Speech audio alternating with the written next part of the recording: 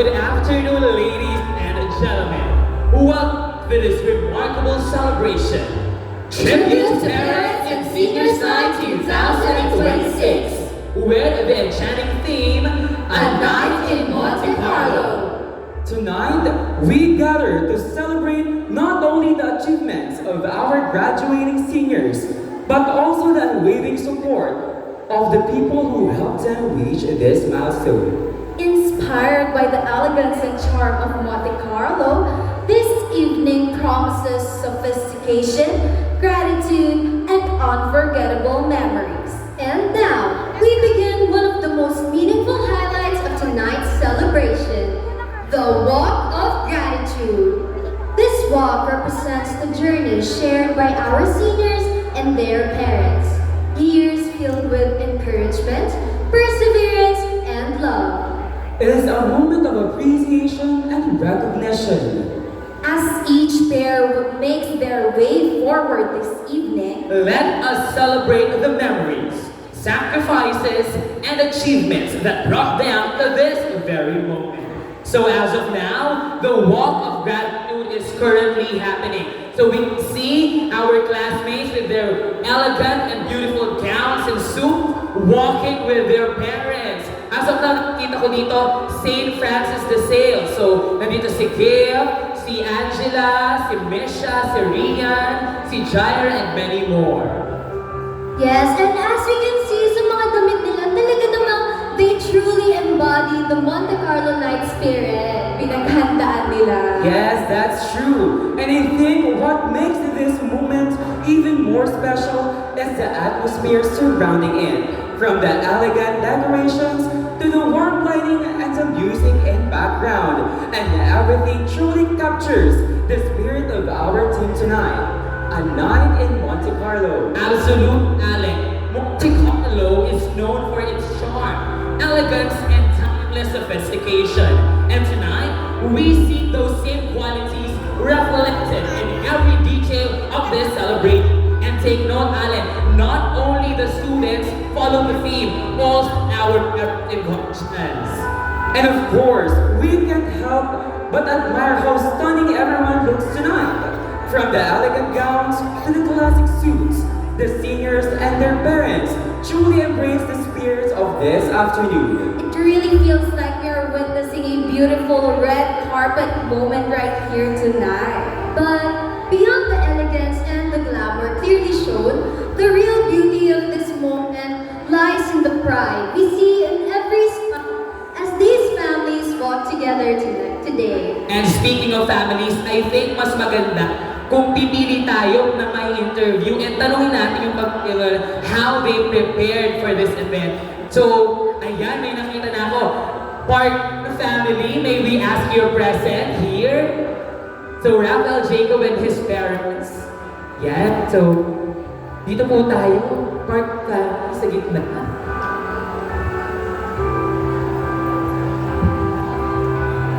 Hi, Tito Vert and Tita Sel and Jake. Sige, tabihan niyo po si Jacob. Yan, napakaganda naman po ng inyong suot. Now, we have prepared some questions. Correct. So, ako po muna ikaw muna, Jacob, ha? So, kailangan honest.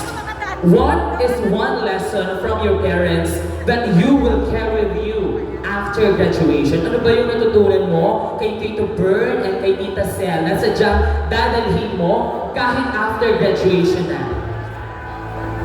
I think ang maalala mong lesson na tinuro sa akin ng parents ko ay huwag susuko mga pangarap. Yan. Pag may gusto kang i-achieve, gagawin mo dapat lahat para matupad yung mga pangarap.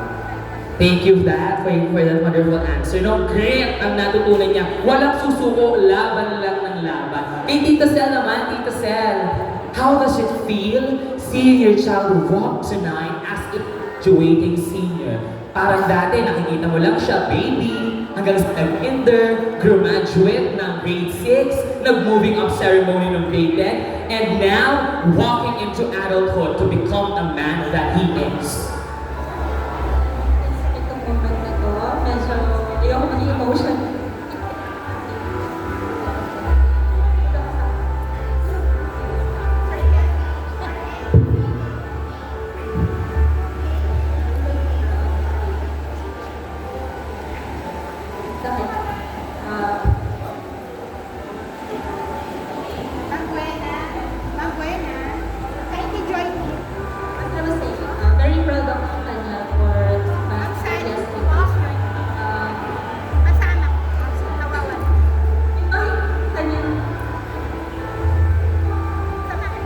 Nagiging emotional si tita. Ito today.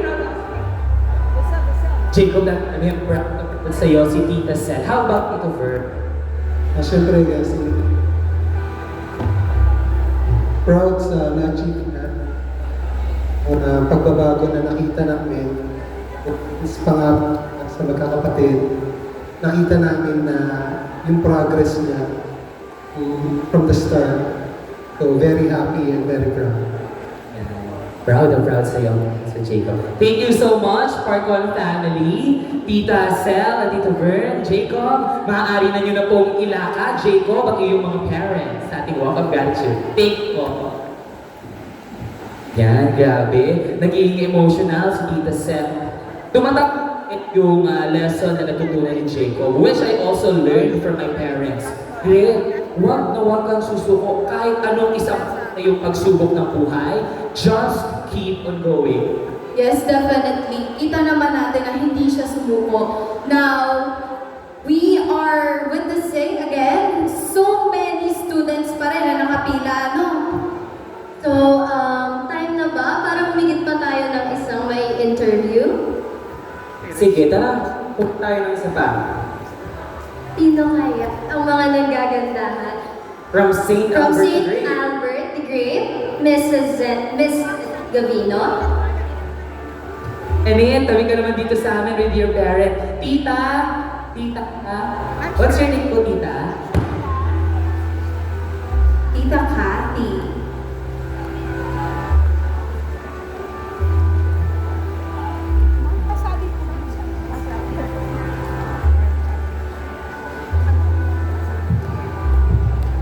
Hello? Ayan. So first, let's answer Zenith first. So katulad ng tanong natin kanina kay Parkon, looking at your parent beside you today, what would you like to thank them the most for? For my mom, I would like to thank her for being a very supportive mom na kahit madaming mga challenges, madaming mga setbacks sa life, is that kahit mahirap yung buhay, is that palagi niya ako sinusuportahan, lahat ng gusto ko, binibigay niya. And for Tita Cathy, what moment in your child's journey made you the proudest? Ano yung pinaka-proud moment na ginawa mo ni Zenith sa buong buhay niya? Ito ngayon.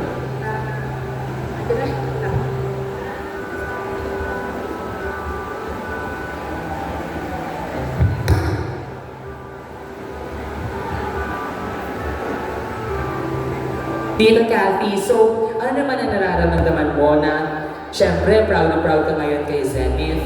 Isa na siyang ganap na babae, walking into adulthood, becoming the woman that she is. So ano po kaya yung hiling niyo para sa kanya sa buhay kolehiyo? Maging career, and then maging patient sa lahat ng nangyayari. So it's something to go about, like maraming struggle sa buhay. So, pag-face naman nyo ng maayos, and then basta mag-speak up lang, and then gag-guide mo lang siya. Thank you so much, Tita Cathy. So Zenith, alam mo na ang hiling sa'yo ng iyong parent, ng iyong mommy. So, live up to it. So, thank you, Gavino family, Tita Cathy, Zenith, maraming salamat po. Zenith, i-walk mo ng iyong mommy sa ating red carpet.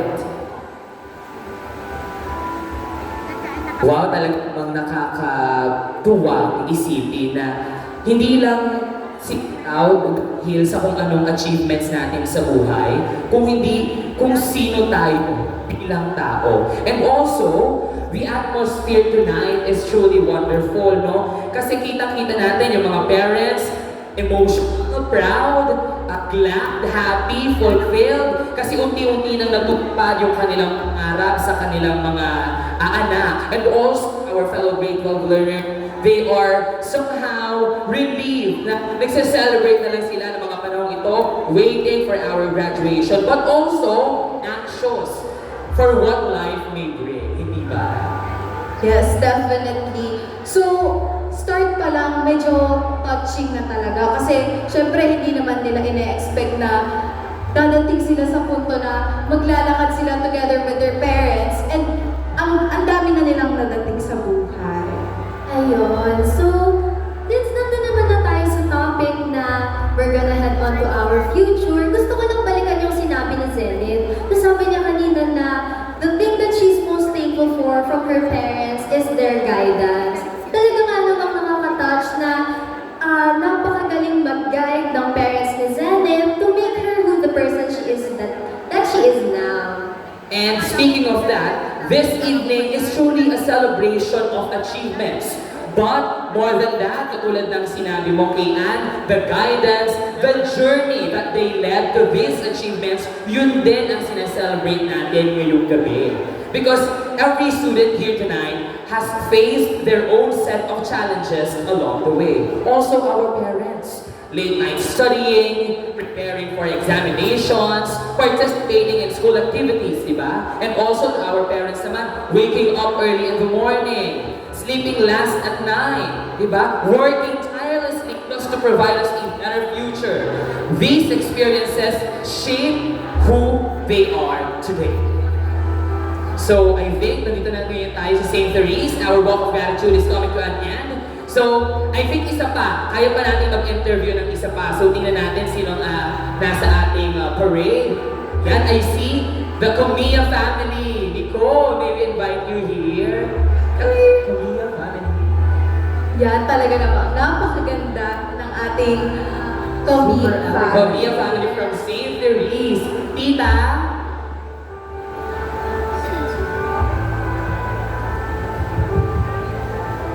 Tita Lynn. Tita Lynn, dito po kayo with Nicole. Sige, dito po kayo sa gitna para makausap po namin kayo ng panandalian. So, Tita, this is only a short question and answer portion lang regarding dun sa ating mga nararamdaman at gustong makita para sa ating anak in the future. So, sige, maiba naman, tatanungin ko muna si Tita Lynn. So, ito lang po, simpleng tanong lang po, Tita Lynn. My question for you is, what advice would you like to give to Nicole as they move on to the next chapter of their life? Ano po yung gusto niyo? Ano po yung mapapayo niyo sa kanya? Sa kanyang pagtanda, lalo na sa buhay kolehiyo, at sa pagtuklas sa iba't ibang aspeto ng kanyang buhay. Na-on the spot si Tita Lynn.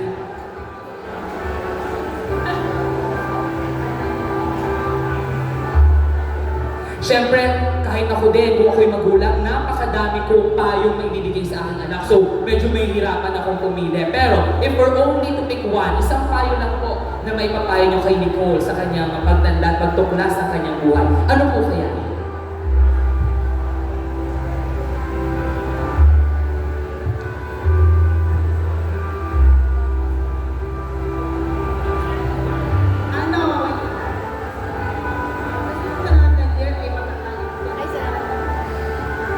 Sana yung pangarap mo ay matupad mo. Alam mo naman kung ay kabata ka, lagi ka mag-iingat sa mga gagawin mo. Sa susunod na mga gagawin mo. How thoughtful, no? Ang gusto lang ni Tita, ma-advise niya, tuparin mo lahat ng pangarap mo at mas maging mabuti kang tao, maging maingat sa pagtuklas ng iyong buhay. Nicole, if you're going to describe Tita Lynn in one word, what will be it in one?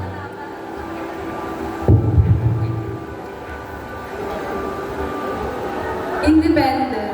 Kasi, kilala ko si Mami. Kasi alam niya kaya niyang gawin lahat nang siya lang mag-isa. Although ano naman yung si Dad bilang guide niya din. Pero alam ko na most of the time, mas gusto niya gawin lahat ng bagay na mag-isa lang. Kasi alam niya na kaya niyang gawin mag-isa. Maraming salamat, Tita Lynn and Nicole, sa inyo pong time. Nicole, you may now walk your mother to our red carpet.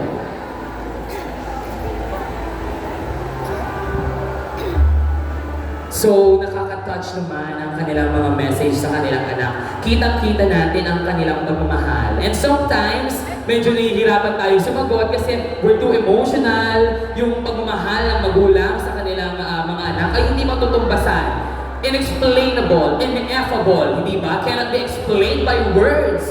Hindi ba? So, nakakatuwang isipin na dumating tayo sa araw na ito kung saan binibigyan tayo ng oportunidad na magbigay pugay at magbigay pahalaga, magbigay pasasalamat sa ating mga magulang. Hindi ba? That's right, Eddie. Tonight or today is certainly a day for us to show our thankfulness and our love to our parents. So what a truly meaningful and beautiful moment this day has been. Seeing our seniors walk alongside their parents reminds us valuable support and guidance truly are. And this afternoon celebrates not only the accomplishment, but also the love and encouragement that made them possible. During support and dedication. To our seniors, may this moment remind you of the people who helped shape your path, carry their lessons and encouragement with you as you continue your journey. Ladies and gentlemen, that concludes our walk of gratitude. Please stay with us as we continue our celebration of the Tribute to Parents and Seniors Night 2026, a night in Monte Carlo. Bye! See you then. See you later!